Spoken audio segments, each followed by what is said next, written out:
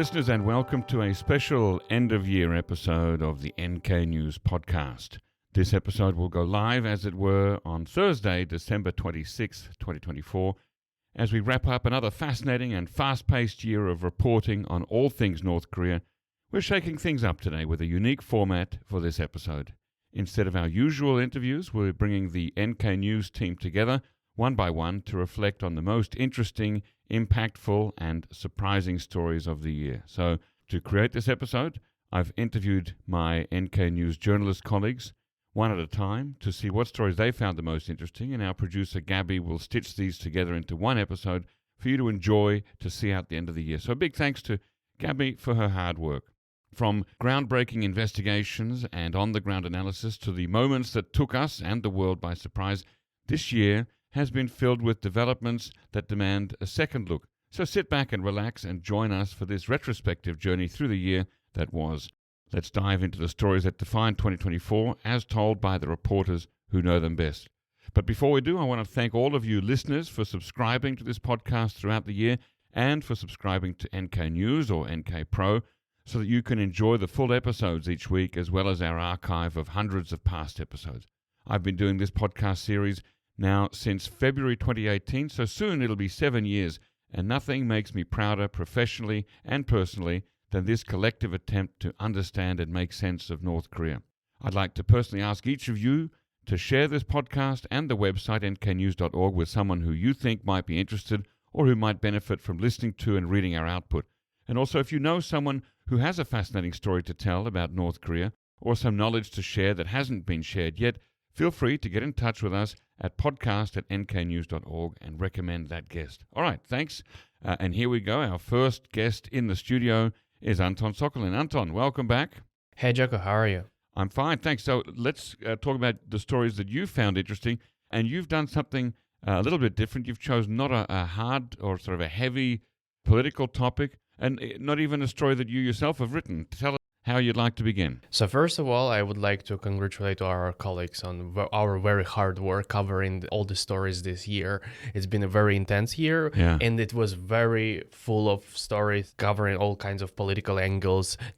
We had multiple investigations and different stories analyzing North Korea in depth. But trying to find a different angle, I also wanted to bring to the spotlight some news stories, some stories that maybe are not as hardcore, maybe is not as political, but still are very interesting. And one of the stories was written by my former colleague, Joe Smith. Hello, Joe, if you're listening. Hello, shout out to you. I hope you are listening, actually.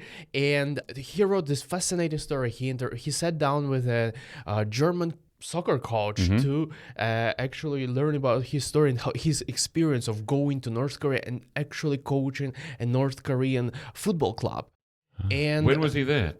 It was in 2016. Okay. It was years back, but still, it's a fascinating story. It literally could be turned into a movie, and that's why it piqued my attention, because it's a story about a man who was approached by this club. They asked him to go to North Korea to take to sign a contract with them, to join the club and actually coach the whole team.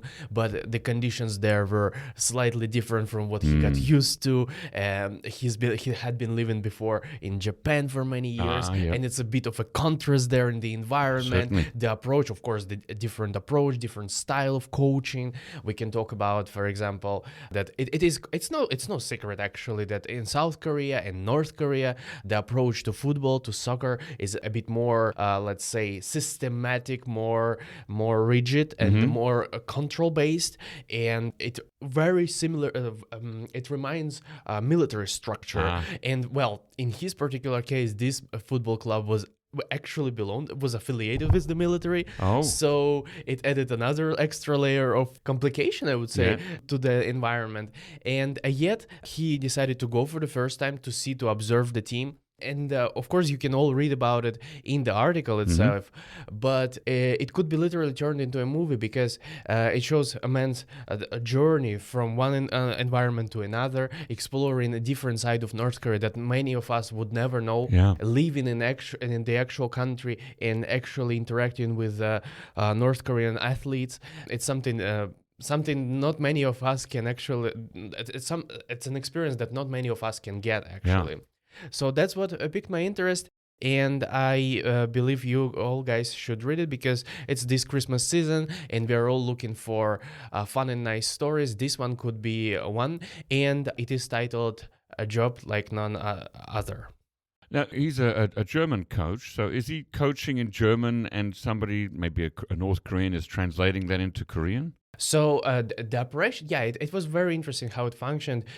He was basically accompanied by a North Korean interpreter, right, at all times, and that's what actually added to when I was talking about this complicated environment. It actually also contributed to it because it sort of felt like he was under surveillance pretty much at all times, and of course it's a bit stressful living conditions, interacting with this military-style organization, being always controlled by either bureaucrats or your own interpreter. That, of course, adds to the stress of the job. How long did he last? Oh, no, not very long, because he didn't, spoiler alert, right? Spoiler alert. He didn't end up signing the contract with the team because of the conditions, right? Yeah. On the second thought, after he got to learn that he had certain health issues that were likely caused by being there in this very stressful environment. So in the end, he ended up not signing, but still his story is very worth sharing, and we are bringing it all to you. All right, thanks, Anton. Okay, what's your second story for this year? My second story, I also wanted to focus on something more artistic and something underexplored, or something that sheds more light on North Korea and a slightly different angle. And it's one of my stories that I wrote earlier this year. It is about this South Korean French graphic novelist, an artist, Gendry Kim, who wrote this fascinating graphic novel about the North Korean dictator, leader Kim Jong-un, and then titled the story "My Friend Kim Jong-un," in which she tries to explore the growth and the career, the life of Kim Jong-un, and how he became who he became, and starting with his childhood and trying to juxtapose it with her own experience of living abroad and being Korean, and having certain cultural similarities. She brings a lot of personal experience to the story because her mother, for example, she has a sister who was left behind in North Korea during the war.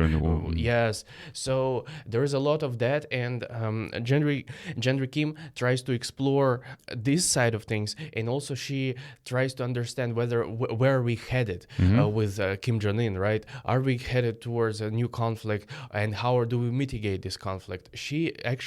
I would like to commend her for doing a great journalistic work, because she also interviewed lots of experts, and even at some point she even met former President Moon Jae-in to hear his perspective, to understand what's going on the peninsula, what he did right, what he did wrong, where were his shortcomings, what were the shortcomings of the U.S. administration, of his administration, what Kim Jong-un did.